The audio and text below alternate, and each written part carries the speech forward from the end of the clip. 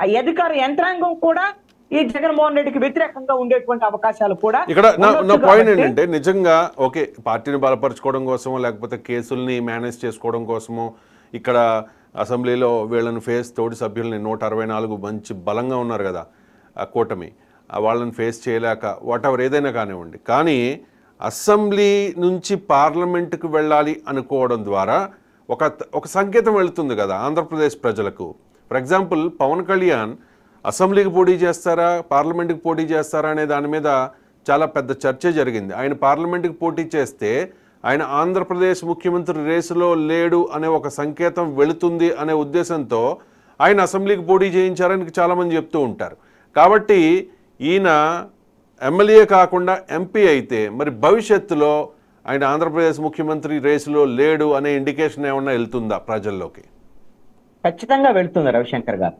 ఒకటి ఏమిటంటే వీళ్ళిద్దరు నాయకుల ప్రస్తావన చేశారు కాబట్టి మీరు ఒక అంశాన్ని గమనించండి. 2 చోట్ల ఓడిపోయినటువంటి పవన్ కళ్యాణ్ ని అసెంబ్లీ గేట్ కూడా తాకనివ్వబోము అని రోజా లాంటి వాళ్ళు వీళ్ళందరూ మాట్లాడినటువంటి నేపథ్యంలో 5 ఏళ్ల పాటు ప్రతికూలమైనటువంటి పరిస్థితుల్ని విమర్శలని ఎదుర్కొన్నటువంటి పవన్ కళ్యాణ్ అదే పోరాటం చేసి ఇప్పుడు ఈ రోజున 100% స్ట్రైక్ రేట్ తో అసెంబ్లీలోకి అడుగుపెట్టాడు.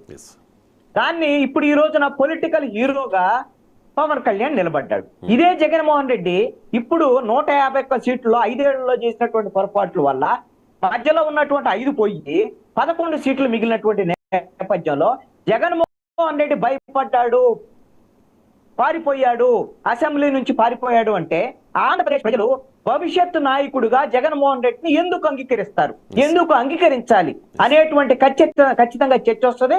వైఎస్ఆర్ కాంగ్రెస్ పార్టీకి భవిష్యత్తు అనేది లేకుండా పోయేటువంటి ప్రమాదం కూడా ఉంటుంది.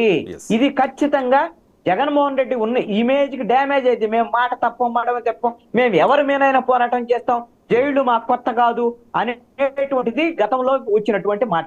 ఇప్పుడు అదే తరహాలో ఆయన పోరాటానికి అసెంబ్లీలో పోరాటానికి సిద్ధమైతే మాత్రమే భవిష్యత్తు ఉండేదానికి అవకాశం ఉంటది. గెలుస్తారా లేదా ఆయన చెప్పినట్టు 5 ఏళ్ళు కళ్ళు మూసుకుంటే అయిపోవండి. 5 ఏళ్ళు కళ్ళు మూసుకుంటే జరిగిపోయే పరిస్థితి కాదు. ఎందుకు అనంటే వాడు ఈ ప్రభుత్వము ఇప్పుడే ప్రారంభించేసింది. వైట్ పేపర్స్ వరుసనే రిలీజ్ చేస్తూ మొత్తం వీళ్ళు చేసినటువంటి తప్పులు, అన్యాయాలు, అక్రమాలు, అరాచకాలు మొత్తం బయటికి తీస్తున్నారు కదా. 1 by 1 అన్ని కేసులు కూడా సిద్ధం చేస్తున్నారు. జగన్మోహన్ రెడ్డిని నాకు తెలిసి అయితే మొదటి 6 నెలల్లోనే కీలకమైనటువంటి కేసుల్లో అరెస్ట్ చేసేదానికి అవకాశం ఉంది అనుకుంటున్నారు వాళ్ళు. ఆల్రెడీ ఉన్న కేసులేనా అక్రమాస్తుల కేసా, ఆల్రెడీ బెయిల్ మీద ఉన్న కేసులేనా, లేకపోతే రాష్ట్ర ప్రభుత్వానికి సంబంధించిన అంటే రాష్ట్ర పరిధిలో ఉన్న కేసులే ఉన్నానా? నేను పాత కేసుల గురించి కాదని చెప్పేది, అది కోర్టు చూసుకునేటువంటి అంశం. అది కొత్తగా ఉండేటువంటి ఆంధ్రప్రదేశ్ ప్రభుత్వము 7 శాఖలకు సంబంధించి ఇసుక, మద్యము, మైన్స్, అదే విధంగా విద్యుత్తు, పోలవరానికి అన్యాయం చేయటం, అమరావతికి అన్యాయం చేయటం, దీని ద్వారాగా వీళ్ళు చేసినటువంటి అక్రమాల మీద కేసులు ఖచ్చితంగా మంత్రుల మీద, అప్పుడు అధికారుల మీద, జగన్మోహన్ రెడ్డి మీద కూడా ఖచ్చితంగా కేసులు పెట్టేదానికి అవకాశం ఉంటది. నాకు తెలిసి డజన్ల సంఖ్యలో మళ్ళీ కేసులు. డెవలప్మెంట్ కేసులో subject correction A32 right, Chandrababu Naidu right, కరెక్టేనా? ఓకే, ఆయన్ని అరెస్ట్ చేశారు కాబట్టి ఖచ్చితంగా ఇప్పుడు అధికారులు మన చేతిలో ఉంటారు, ఏ రకంగా అయినా కేసు పెట్టొచ్చు. ఆయన అరెస్ట్ చేయాలంటే ఖచ్చితంగా అరెస్ట్ చేయొచ్చు. మరి చంద్రబాబు నాయుడు ఏ రకంగా కేసులు పెట్టడం వేరు, వ్యవహారం వేరండి. ఇక్కడ ఏంటంటే మద్యం గానీ, ఇప్పుడు మద్యం మొత్తం జగన్మోహన్ రెడ్డికి కనెక్టివిటీ ఉందనేది మైండ్స్ కు సంబంధించి పెద్దిరెడ్డి రామచంద్రారెడ్డి జగన్మోహన్ రెడ్డికి మొత్తం కనెక్షన్ ఉంది కదా.